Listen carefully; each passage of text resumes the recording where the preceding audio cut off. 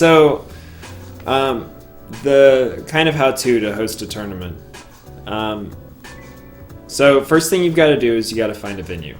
Like, that is number one priority. Find a venue, find especially a good venue, and then like reserve it. Do what you have to do. A good venue is usually something like, if you said you're at a university, usually universities will let you, as a student, or especially if you have a student club, at least at my university, they have procedures in place that you can reserve rooms in buildings, or even reserve like an entire auditorium for no charge, just like it's a benefit to you being a student. And especially as a club, because they want to encourage clubs doing activities like this, because it's good press for them, and it enhances the student experience and all that kind of stuff. It's the worst character in Melee is Kirby. And so like that's your number one thing. You got to find a venue, and if you're if you're in college, then that helps a lot. So you've got your venue, you've got a place, and things you want to look for in a venue. There's, if possible, not a curfew, or not a big curfew. Even if you're not a student, you can still probably work with other students, or just like talk to some of the people on campus. Say like, because I mean, there's a lot of buildings on a college campus, and there's a lot of time when they're not being used. So you can usually talk to some kind of faculty if there's an event coordinator that is at your university, which there probably is. Especially like if there's a student union, I know that's where there's actually an event coordinator that just deals with students and helps them to plan events. So like you have a lot of tools if you are at some kind of a college. Or if you're in high school, then you can do kind of the same thing. You probably will have to have some kind of chaperone, but like if you have at least one cool teacher, then maybe they're interested in that. If you have somebody who teaches programming, they're usually a good bet, I would say. Or if like you have a cool science professor or something. Churches would work. Actually, one of the best tournaments of all time, or best tournament series, was the FC series. That's like old school. That was the Kish brothers would host these tournaments, and they were able to rent out their gigantic church. Like they were active members of the church, and they were like community people. So the church just let them use their church as a venue. And the really cool thing about that, they were one of the first to start doing a multi-day event, and because they had the church for that pretty much that entire weekend, or maybe it was like the YMCA or something. I think it was their church though. They were able to let Smashers stay that entire weekend for free.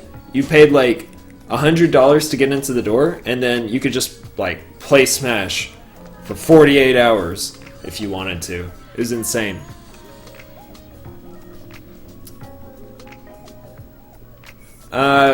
If you want CRTs, you should probably go to a pawn shop. Almost every pawn shop I've ever been in has at least a few CRT TVs, and usually they're really cheap. But yeah, church is a great one. You have to make sure that like you're upfront about what you're expecting. Like a few people show up, or maybe a bunch of people show up. Like you want your venue to be kind of appropriate for that. If it's too small, the weekly's food fight, that'd be funny. How did I feel about the big boom in popularity? I'm happy for it. Actually, we've somehow managed to keep pretty good quality on the sub, and like without, like usually you get a bunch of members and quality just dies. But anyway, so you've got your venue, and not having a curfew is another big thing. Not having a venue fee and not having a curfew are two really important things. Like, make sure there's outlets, make sure that you have some kind of extension cords if you're going to need that. So that's the first thing. The next thing is you need to post it like everywhere. Post on Facebook, find your local, your state Facebook group, which actually if you're on r/Smash Bros, then we have an entire list of like every regional Facebook group that we can find that other people have submitted.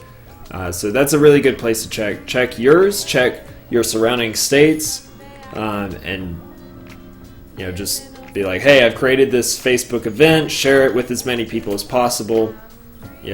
Advertising is really easy these days. You just create the Facebook event, and that's it. Again, if you're on a college campus, then it helps to post flyers. At my university, you have to kind of go through, like, they don't want flyers just anywhere, so there are specific places where anyone can post flyers, and then most of the buildings on campus, they require you to like submit the flyer and go through some stuff.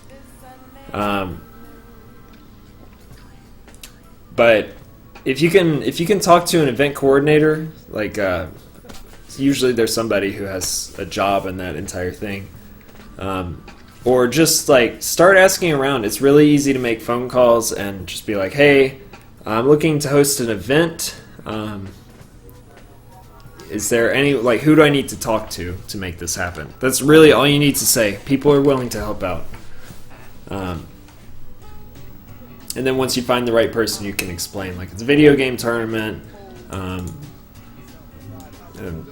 I'm expecting this many people, but possibly, like, more than that.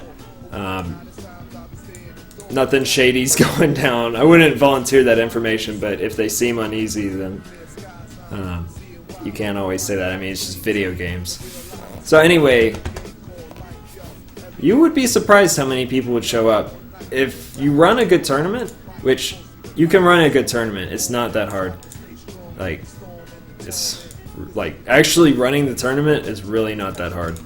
So okay, you've got your venue, you've advertised it. When you advertise it, you need to constantly stress that setups, like, people need to bring setups. If you can provide some kind of incentive for them, like if there's, for example, if there's a venue fee that they're going to charge, then if you can possibly make it so that they don't have to pay the venue fee, or they can get a discount on the venue fee for bringing a setup, for making everything run smoothly, then like, that's a really good way to do it. But at the very least, you need to just constantly stress setups and ask specific people, because like there's this phenomenon in psychology where like, let's say somebody collapses on the street and a huge mob of people are around, like, oh, what's going on? Somebody goes, like, a doctor goes up and he checks the pulse, or not a doctor, somebody's like, just goes and checks the pulse, and they scream out, somebody call 911. Well, suddenly the entire crowd is thinking, well, surely somebody is gonna call, and then nobody calls. And like a mob of 20 people, nobody calls 911. But if you specifically point to one person and be like, hey, call 911, and you do something else, then those two people will feel responsible for doing it. So it's kind of a similar situation. If you just say, people bring setups, then people won't. But if you tell people, if you're like, okay, look, we need like 5 setups for this. Who can bring what? I'm bringing one setup, which is to say like a GameCube, Melee, and a TV. Who else is going to step up to this? And then you can ask specific people in the thread. If nobody's stepping up, you can be like, Josh, is there any way you can bring out your setup? Like, start with your friends and then work out. That kind of stuff. I used to know the exact number of setups you would want, like, because I used to do a bunch of tournament organizing. I used to know the exact number of CRTs that you would want, like, as a ratio. I think it was like 1-4 was like ideal, and if you had less than that, then it was okay, like up to 1-8. I think that's how it worked.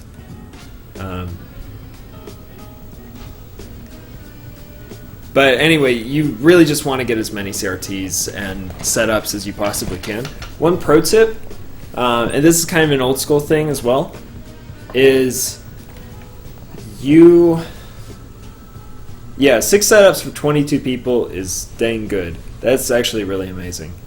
'Cause then you just like, everybody runs their, you can run it almost an entire first round bracket with that. That's pretty cool. You only have to do like 2 or 3 tries. Because what, then it's 11 rounds. Yeah, it only takes 2 tries, 2 times to run through. Actually, probably less because a lot of people get buys. Anyway, not to get sidetracked, but one thing is you only need 1 memory card. And this is important. This is important because people will walk off with memory cards. It's rare, but it does happen. So, a common TO thing is you've got your memory card for Melee, then Melee, once it loads the data from that memory card, you can take out the memory card, and everything will stay unlocked. It'll be like, whoa, there's no memory card at some point, but then you can just disregard that error message and it never comes up again.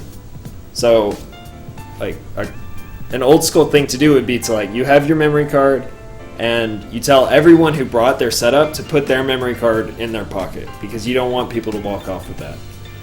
It's just a pain. And especially now, like, how are you going to get a memory card? It'd be so annoying. You'd have to, like, order one online. So anyway, once you've decided on pricing, another thing is that there's a weird thing with pricing, because if you go too low, then people would be like, well, what's the point? You know, like, it's a little bit different than if I go to a tournament and it's free, then I know I'm just looking to get better. So and I'm not expecting to win money, so if I don't have to spend money, then that's good for me. But the average person is going to be like, well, if there's no money involved, then whatever. And actually, if you go below $5, then that's almost insulting. It's not really insulting, it's like, it's kind of a joke. Because it's like, who carries $4 in their pocket? So it has to be kind of in increments of 5. The thing about $5 for a tournament is that the payouts end up being pretty much a joke too, unless you've got a huge turnout. But then if you have a huge turnout, and you've only like $5 entry fee, then the payouts are a joke. But then you don't want to go too high. So like $10 is pretty good, but it depends on, you know, if people are actually willing in your area to spend that kind of money on a tournament. Usually for the first tournament, people will be willing to do that because they're like, oh, well, you know, I might win. And they show up and it's like, okay, so I'm completely out of my league. So apparently, see, the problem with this is that at some point it was like, if you're going to have a $1 tournament, then that actually is, I guess your mileage may vary. So like at your tournament series, it seems to work fine. Yeah, weekly shouldn't be more than $5, I don't think. Unless you're like getting talent to drive down. So like if you're Xanadu, where it's like one of the premier places to play Smash weeklies, then probably a $10 entry fee is fine, because you've got a bunch of people and a bunch of talent coming all over the place. And yeah, so anyway, the problem I have with the $1 venue fee, or $1 entry fee, is that it actually serves as a barrier to entry. So like, players will not enter the tournament because it's too inconvenient. It's not worth their time to try to figure out how they're gonna get $1.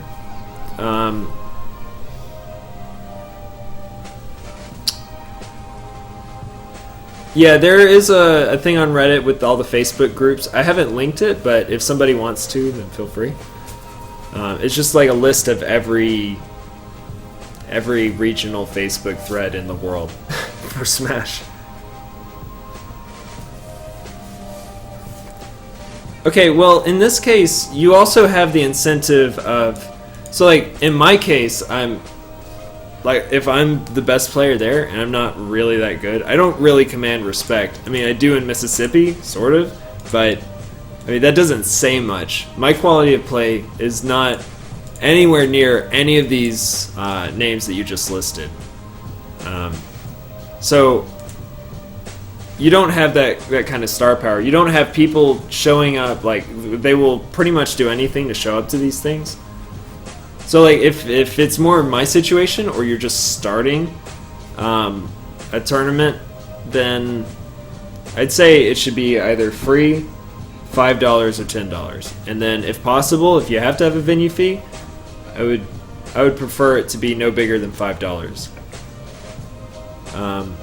There's this big thing I remember. It's like, well, do you want the TO to be able to make money off of this or not? Like, Smashers are really weird about that. Nobody wants the TO to be pocketing any cash, but at the same time, it's like, then you're not incentivizing the TO to do as good a job as possible, right? Because then they would have an incentive to get more people, make the event better, so more people would come, that kind of stuff. So that's a little weird, but it just, at least when I was hosting, nobody wanted the TO to pocket any cash. If you had to pay a venue fee, then it was only because you couldn't find a venue better than the one you found, and that venue costs money. Anyway, so you've got the venue, you've got the people, you've got your pricing, you've got setups, hopefully. You show up at the event, or you show up at the venue on the day of the event, and hopefully you've scouted it out before. I mean, you should have. If you've got this venue, then you should have scouted it out. So you kind of have a general idea of what's going to happen. You show up. You need to show up early. You need to be the first person at your venue.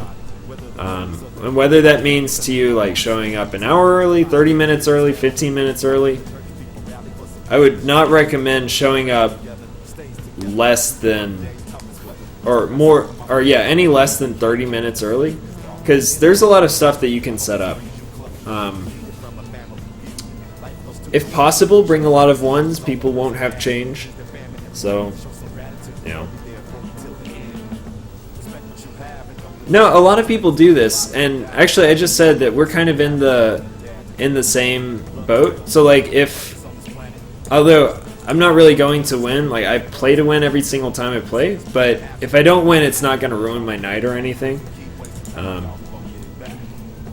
So like for me, not having to pay any money for a tournament is good, but if you want to get talent out, that's the other thing I was going to say with pricing, is that if you're advertising this venue fee or this high stakes game, then you're actually going to get the best talent, because then they think, okay, well, there's a lot of people coming to this. I can probably win this. You know, like Pika Chad is in Huntsville or South Haven or whatever, and there's a tournament like 5 hours away from him in Oklahoma, maybe. I have no idea if he can actually get to Oklahoma in 5 hours. I think he can. He might go to that, because there's a pretty good chance that he'll be the best player there. And if there's like 30 people at this event and it's a $10 event, then he can make some pretty good money. He can at least cover the costs of going there. And he can get good practice against people he wouldn't normally be able to play, blah, blah, blah, blah, blah. So, like, that's the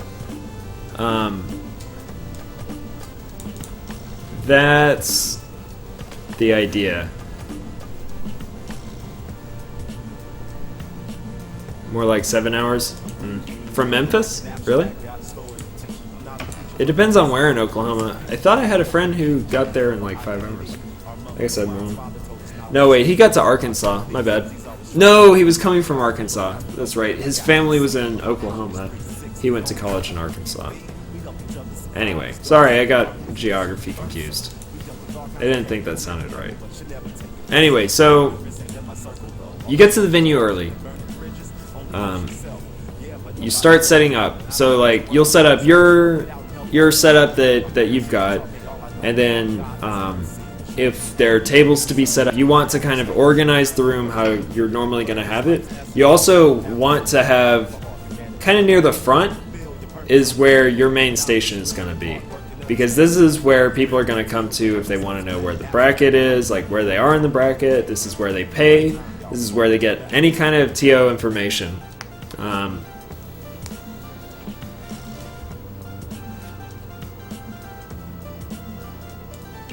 Would a person want the TO to have a profit if the profits go to a charitable organization? Well, then the TO doesn't really get any profits, does it? Does he or she?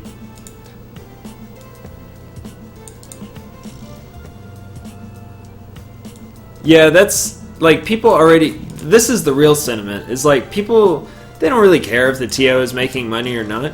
But, well, they kind of did back in the day. But more than that, they were like, well, what we really want is for this tournament to be as cheap as possible. And if there's a venue fee, then that reeks of greed. Like, if you're just pocketing it, then we're paying more to go to this tournament. Like, other people are hosting for free. It was just this weird thing. A weird sentiment. Hosting a charitable tournament, we've actually done that a few times. Because, actually, I hosted this through the video game club. And so we had a venue fee. And usually it would be like $3 of it goes to the club. $2 goes to some charitable organization. And then from there we had a pool of money in the club. We could, like, get pizza for people at the tournaments. We could like give back to the people at the tournaments. But that was kind of its own thing. So you're there, you've got everything kind of set up. You've got your laptop. You should probably use, it used to be TIO, but I think people just use Challonge now, challonge.com. CHALLONGE.com. You've probably seen it before if you've ever followed any fighting game tournament in the last like 5 years. It's really good, really good. It has I guess a few problems that like TO was a little bit better at certain things, but for the most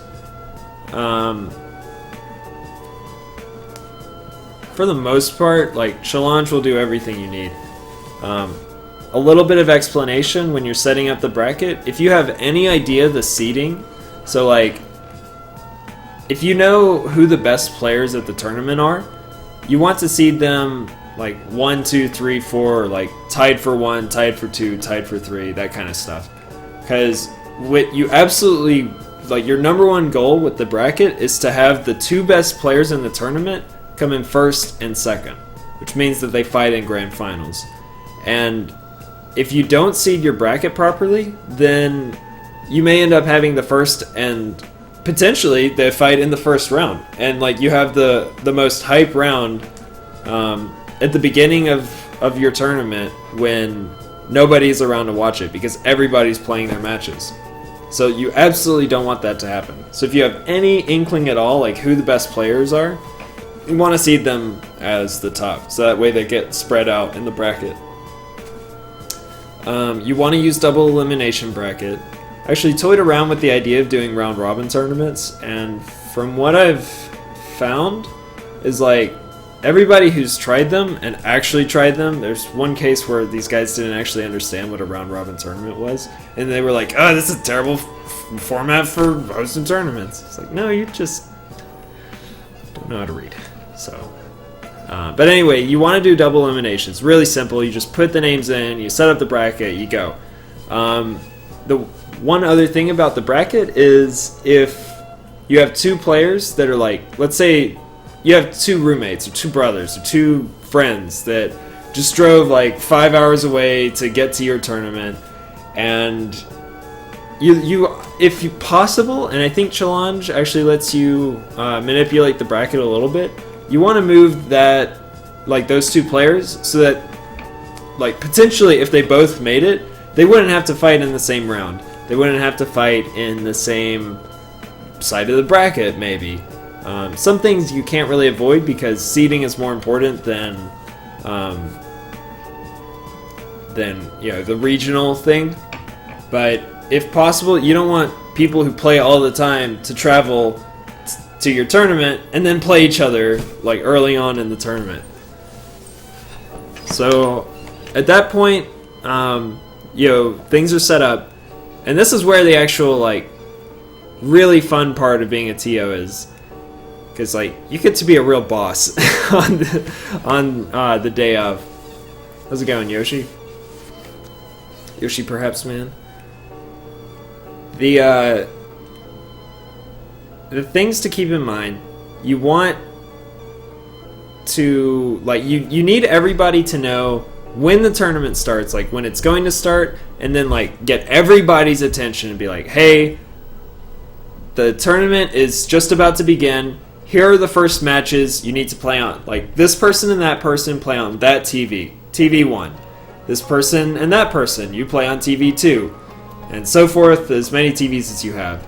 And then you need to also make sure like you print out the rules beforehand, or at least explain the rules.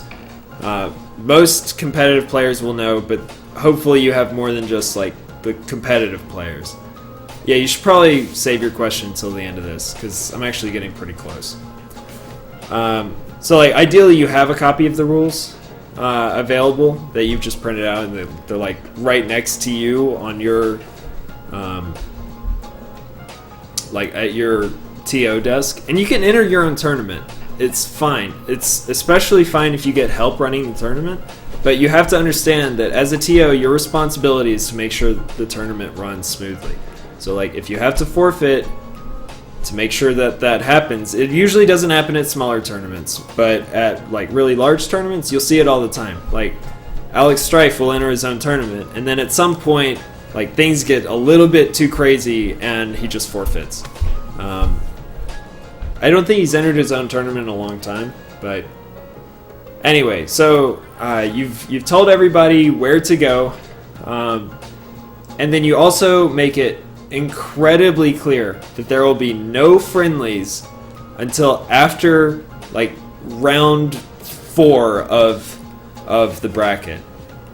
Because if be a boss. Seriously, like you really have to like make it absolutely clear to people, under penalty of disqualification, like there will be no friendlies. Because the thing about it is like people want to play friendlies all the time.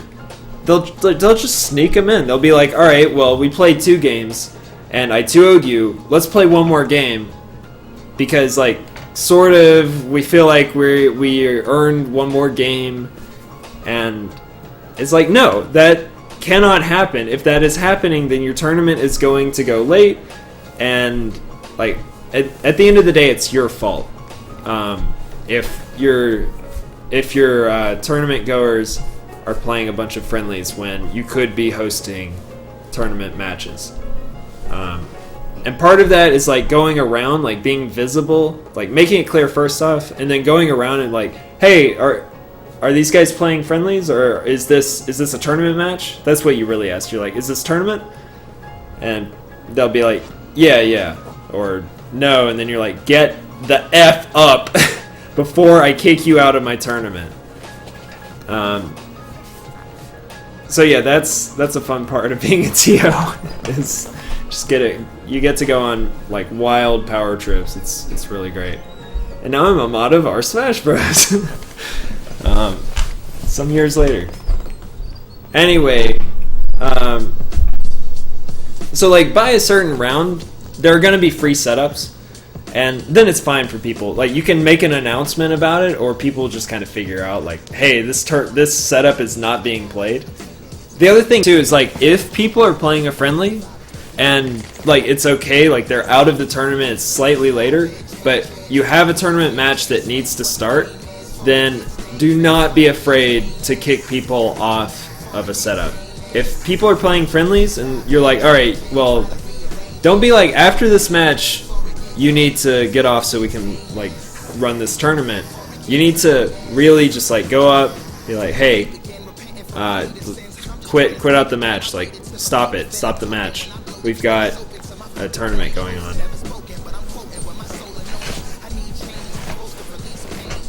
Yeah, that's another thing. Like if the atmosphere of the tournament is such that like people are like naturally enforcing this, then that's good. And in your case, they are, because like the players that are going to Versus are the ones who have been to tournaments for years and years and years. They know when, like, how a good tournament is run, and they're super down to help the TO without, like, actually helping them, you know? Like, they're down to just be like, hey, let's get up, they've got a tournament going. Skull Fruit and Cheezosaurus. How's it going? But don't be afraid to be strict about it. I've never actually disqualified anyone, but... Have I? No, I've never actually disqualified anyone. But the thing is, you won't have to if you're very, very clear about what you as a tournament organizer are looking for your players to do. No, I have, like, people have tried to finish their friendlies, and I've just unplugged their controllers. Like, no, this is not happening. I've got a tournament to run, and you're slowing me down. If this happens again, then you're out. Like, that's... I mean, it's serious business, but Smash tournaments, if you've ever been to a poorly run Smash tournament where the TO is just like, whatever, those are the ones that end at 4 a.m. And, like, the two top players don't even play Grand Finals because they're just so tired. They're like, whatever, let's just split the money and leave. That's what always happens at, like, these tournaments where the TO just, like, is more interested in playing friendlies than actually running their tournament. But anyway, so we've been through, like, all of that stuff, making sure people aren't playing friendlies, and then just constantly keep the bracket updated. Challenge is nice in that the bracket will save itself. Like, you can't really mess up the bracket. It used to be TO would save to your computer, and if you didn't, like, manually save it and your computer crashed or somebody X'd out of the bracket, you would just lose the entire bracket. You'd have to, like, recreate it from memory. And actually, there was one tournament in particular where, or actually two, run by the same person, who this happened to. 2 tournaments in a row. It was like a big tournament in the Midwest. And, yeah, I don't want to call them out or anything, but, like, twice. The same person, the same tournament series, twice in a row. How do you let this happen? It's ridiculous. Now, you unplug one of the controllers, and then, like, the match is over, right? Then you can plug it back in. Like, no matter what they were doing, like, the match is officially over as soon as one controller is unplugged. Then the other person, will just quit out. Anyway, so then, keep the brackets going. Another nice thing to do is you advance your bracket through the winner's side as far as possible until you get to semifinals on the winner's side. There's 4 people left in the winner's bracket, and then you get until there's 4 people left in the loser's bracket. Then you'll play winner's semis so that there's only 2 people in the winner's bracket, and then you'll play through all of losers until losers finals. Then you'll play winners finals, losers finals, grand finals.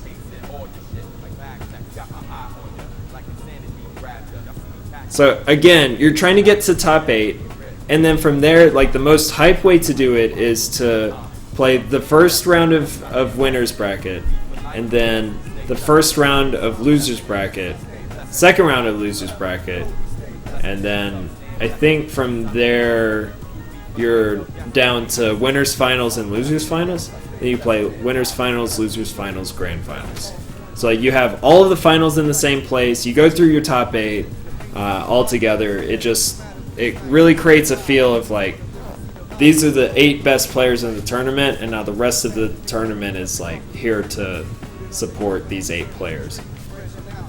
And especially, like, even if you don't do that, you especially need to, well, not need, but it's especially nice to have, at the very least, winners finals, losers finals, grand finals.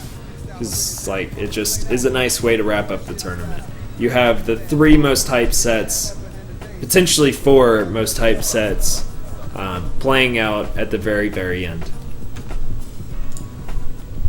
Then after that, you just calculate your payouts, give the players their money, and post the results on Facebook or wherever it was your event was. It used to be you would post it on Smashboards, but I don't know if people even go there anymore.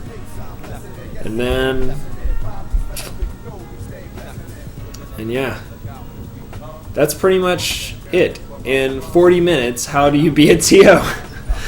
How do you host tournaments? Yeah, I don't think there's anything really else to it. Oh, one more thing is cleanup. This is very important, actually. Like, if you like your venue, especially, then you need to make sure that everything, like, you leave the venue at least as clean as when you got there, if not cleaner. Like, I know it's something you've probably all heard before, but it goes a long way. If you're a preferred renter of this venue, then they will be more willing to let you have the space on a given day than like some other person who isn't as professional about hosting their events and cleaning up after themselves. Yeah, if they have any kind of rules, like any kind of fire hazards, you need to, you're in their space, so you need to obey their rules. Otherwise, I think that's pretty much it. If you can possibly set everything up so that you can sort of monitor... Oh, is my audio messing up? Or is it just you? Oh, it fixed itself? So I was going to say, if you can possibly... That's funny. I'm sorry for your loss, Cheezosaurus, but at least you get the money, right? Yeah, the fire violation. One other thing that is nice as a TO, like, I just described if you have one bracket, usually you'll do like doubles and then singles, or melee and then brawl or Project M, or 64 and like more than one event. You need to be careful not to stretch yourself thin on how many events you run. I would suggest for your first tournament, do it simple. Just like have melee singles. That's it. Or Project M singles. Whatever your game of choice is, just do one bracket and expect it to run about like 4 hours, maybe 3-4 hours, and you feasibly could. If you're the TO, you're in charge. You can set up your own rules. The FC series, despite being like one of the best run tournaments in Smash history, was also notorious. The Kishes ran like bizarre rule sets, not in terms of like the actual Smash Brothers portion, but in terms of like how the brackets were set up and like a few other, like, I don't remember if they were the first to do stage striking, but that seems like a very Kish thing to introduce. Like, they were ahead of the game, and sometimes it worked, sometimes it didn't, but they really thought through tournament organizing, like, really, really far. But that's a nice thing. Like, I remember I was hosting Brawl tournaments, and it was like, I got to choose whether or not Meta Knight was banned at my events. Or, like, if there's a side event, I could get really creative with the rule sets. Do you want to have a low-tier tournament? Do you want to have a Pokeballs tournament? There's all kinds of stuff you can do. The one other thing, I know I've said that about 18 times, but the one other thing that's nice, like a quality of life thing, is if you... Let's say you do your tournament and you have a little bit of time left over. Like, if you're at somebody's house and it's like 10 p.m. or something and he's not really expecting you to leave until midnight or 2, something like that, then a really nice thing to do is draft crews. I'm a huge fan of draft crew battles. The way these work, the number 1 spot and number 2 spot are your team captains. So like automatically you can't have both of them on a crew and then they just beat everybody. But you have them, and then it's like dodgeball, right? Like they just like, I picked this guy, and I picked that guy, until like that's your whole crew, or your two crews, and then from there, I assume everybody in here knows how crews work in general, but I guess I can quickly explain that.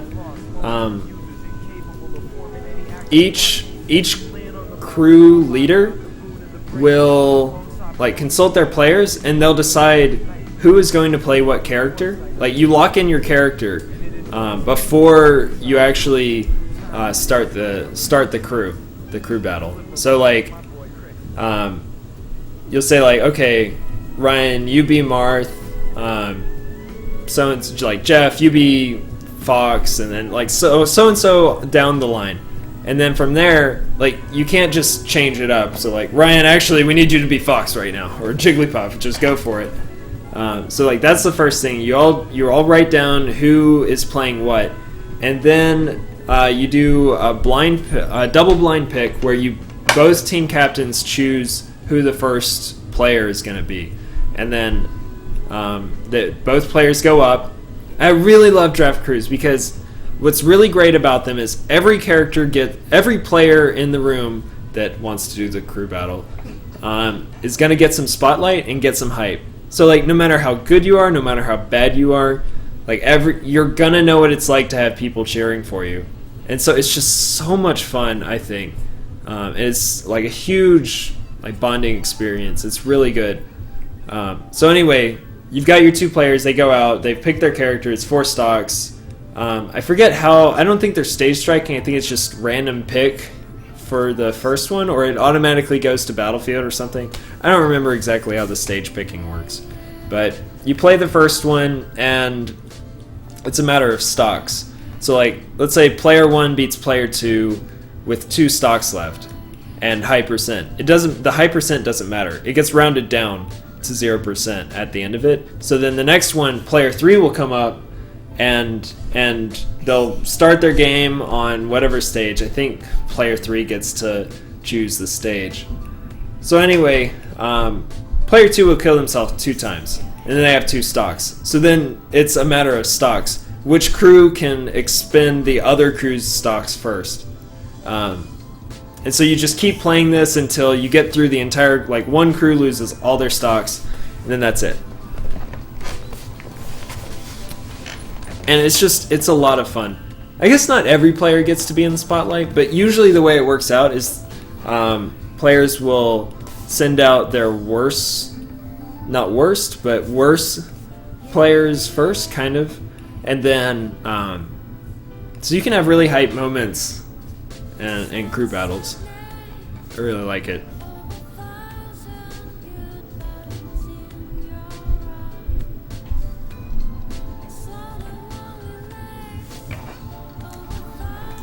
Okay. Yeah. Otherwise, the only thing after that is to post your results to wherever you advertised, or at least to the event page on Facebook. Then you also you'll thank people for coming out and ask for any feedback. Like, okay, what did I do well? What did I do wrong? You'll probably have a general idea of what you did wrong. Because, I mean, it usually is pretty obvious. Like, the tournament ran late, therefore, like, I needed more setups, something like that. But yeah. Yeah, that might actually be everything that I can think of when hosting a tournament. And then you do it again.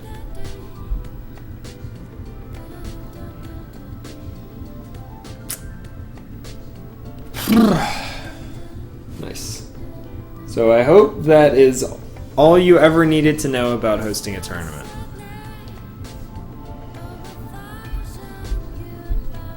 Now, hosting a larger event is a little bit different. The same principles remain. You still will go through most of the same motions. You get the venue, you advertise, you run a clean tournament, and if If you disqualify someone, by the way, for not being at their match, then disqualify them to the lower bracket. Like, they lose a match for not being there. Unless they're just gone. If they're just gone, then kick them out the tournament. But if, like, they went to the bathroom or something and they didn't show up for another 30 minutes, then you have to disqualify them for that round. They're holding up the tournament. But you don't have to kick them out of the tournament. So it's kind of a fair way to do that.